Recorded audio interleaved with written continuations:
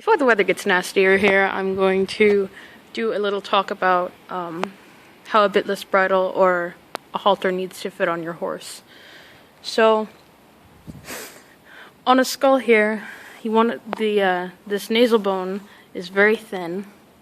This one is a little bit of an old skull, so it's kind of broken off here, but it would extend to about here and just gradually taper into a little point.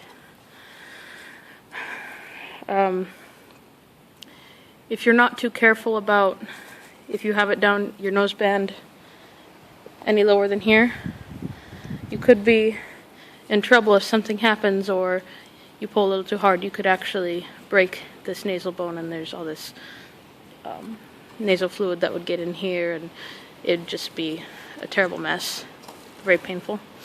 So you want to make sure that your noseband is going to be behind this little nick here, this little devil, and you can kind of feel in a horse's nose where it goes from squishy to where it starts to get really solid, and you can kind of feel where this little pocket here ends and the real solid bone begins, and that's where you want the placement of this, is about here.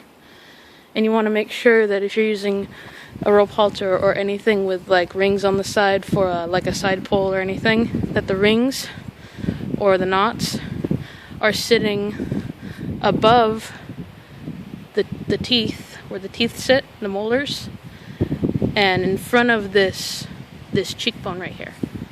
See how the cheekbone tapers out and how it tapers out here? You want your knot to be somewhere in there. Hope that helps.